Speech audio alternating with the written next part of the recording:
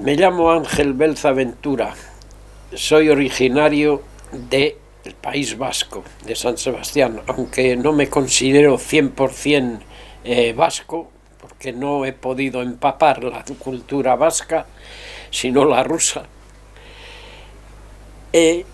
Cuando estalló aquí la guerra civil, en 1936, yo no tenía aún 10 años, y mi padre era sindicalista, era un obrero simple, y cuando las tropas de Franco se aproximaban del pueblo donde vivía, Lasarte, nos evacuaron a Bilbao.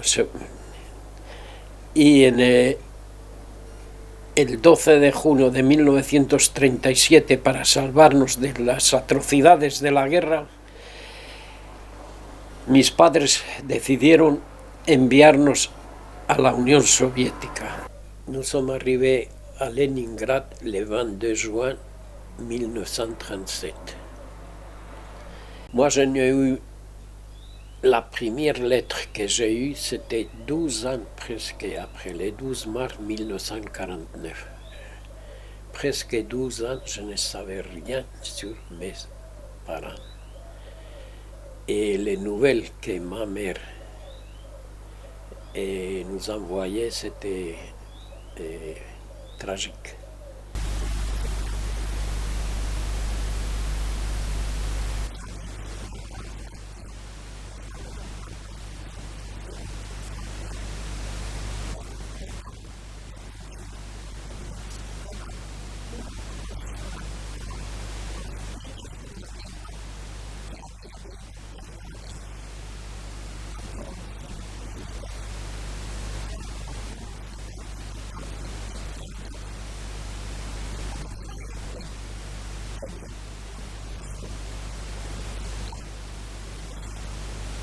Miguel Ángel. No, Ángel Belza.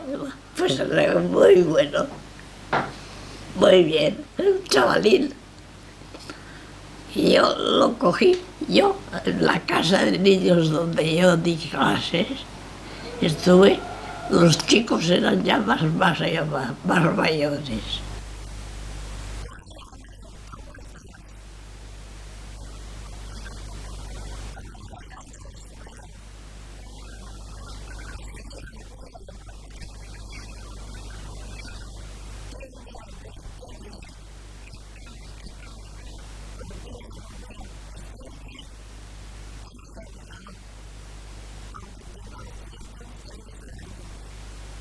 Moi, j'étais toujours, et Alejandra pourrait dire, c'était un élève exemplaire.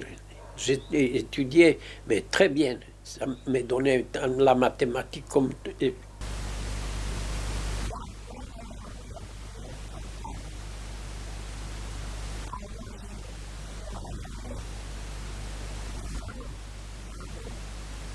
Oui, voilà, Alejandra Soler, on ne sait pas où. Et depuis que nous sommes, que notre Dietsky Dom, notre école a été dissoute, on pouvait manger qu'une fois. Si ton désir, si tu avais faim et tu voulais encore souper avec ces cartes, faire dîner et souper, tu pouvais vivre jusqu'à le 15 octobre, manger jusqu'à le 15 octobre. C'est-à-dire qu'on mangeait qu'une fois. À midi, on nous donnait un morceau de pain de 600 grammes noir et jusqu'à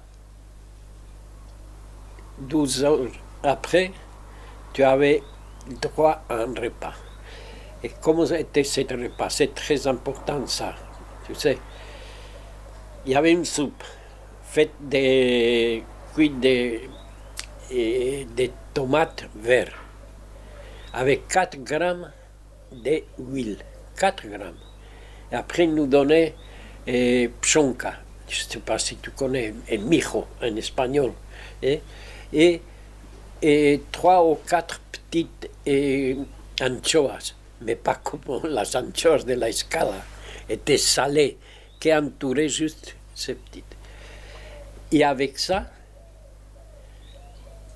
tu devais résister jusqu'à 24 heures après. Me encontré, o sea, conocí lo peor que puede un hombre soportar. Es hambre, miseria y sobre todo soledad. Esto mucho. Trabajé en una mina, estuve por robar, no bancos, sino en un almacén, cereales, patatas, cebollas, cosas así para comer. De vez en cuando un trozo de carne, hasta que nos cazaron, me cazaron a mí y tuve que sufrir 1 año de cárcel. Al salir de la cárcel, pues tuve que ir a trabajar a una mina de carbón y allí me enfermé. Y como extranjero no tenía derecho a quitar el sitio donde vivía. Ceux qui s'opposaient à notre départ, c'était l'élite du Parti communiste espagnol. Oh, ils nous traitaient des barbares, des imbéciles, vous croyez qu'on va vous recevoir là avec les bras ouverts. Oh, bref. Je dis non, non, nous voulons aller en Espagne. J'ai vécu 44 ans à la Chaux-de-Fonds. Et si j'ai fait quelque chose de positif dans ma vie, j'ai fait quelque chose. C'était justement ma décision d'aller en Suisse. Et pendant 1 année et demie, je n'ai pas pu amener ma famille. 1 année et demie. אלוהינו מלך העולם שעשה ניסים לאבותינו בימים ההם Je suis né à Heidelberg-Sermegne, à côté de la ville de Debrecen, en Hongrie, 1932. Et cette ville, ça se trouve à peu près 14-15 km de fameux Puszta, en la plaine de la Hongrie. J'ai certains souvenirs. On se battait, on nous a battus les autres enfants dans la rue, les autres écoles, parce que notre école c'était une école normale, mais avec une c'était une école juive, mais école normale. Et évidemment, quand on se rencontrait dans la rue, on nous a battus, les autres enfants. C'était déjà avant que le nazi, les Allemands sont entrés en Hongrie. Ah, mais ça tombe bien. Oui, je sais. C'est LR6. C'est LR6, alcaline. En 1944, ils ont donné l'ordre de quitter notre appartement et entrer dans le ghetto. Et après, c'était le 27 juin 1944, nous sommes arrivés à Birkenau, Auschwitz. Et en arrivant à Birkenau, il y avait des prisonniers déjà qui ont ouvert le wagon. Heraus, heraus. Alors tout le monde dehors. Et un de ces prisonniers nous a reconnus comme jumeaux. Alors il a demandé ma mère, est-ce que ces deux garçons sont des jumeaux? Elle a répondu oui.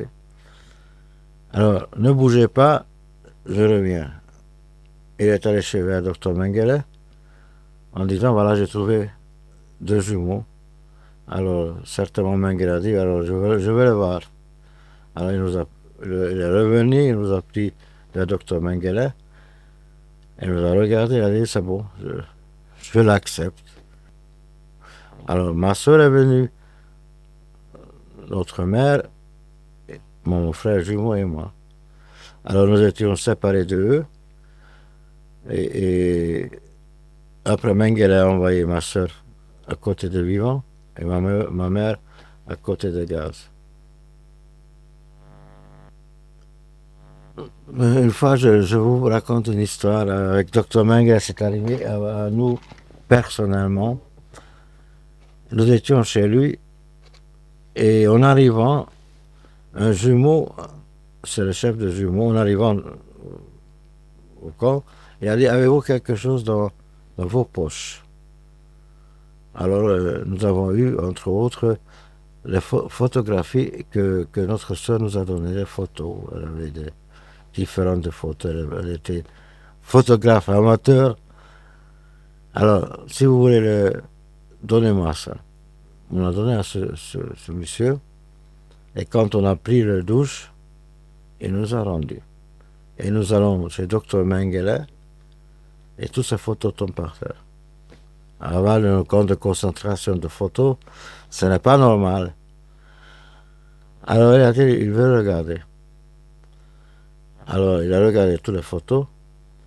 Il a pris une photo de ma mère, de mon père, et une photo que entre nous deux, mon frère et moi, il était l'enseignant juif avec bah.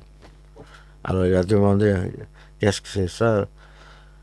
On a dit: qu'est-ce que c'est ça? Il a dit: qu'est-ce que vous avez appris le christianisme? Et mon frère a répondu: nous avons appris le judaïsme et pas le christianisme.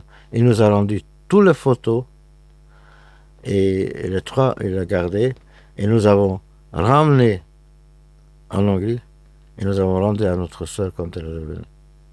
Ça, c'est unique dans le camp de concentration. Que Dr Mengele, c'est une défense pour nous. Parce qu'il voulait finalement nous utiliser. Il voulait savoir quelque chose concernant le jumeau. Et pendant qu'il a fait ses expériences, vivant, nous étions protégés. Après, c'était prévu de nous tuer et continuer l'expérience. Notre camp, il y avait un stade de football. Et il y avait un match dimanche, ça jouait, et nous sommes allés le regarder. Disons, tous les prisonniers, entre autres, il avait plus de cheveux, ça veut dire qu'ils étaient coupés. Nous pourrions garder les cheveux.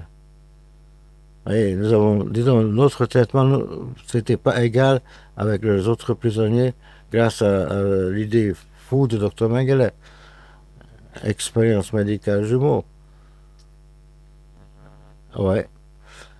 C'était, je crois, en novembre 1944.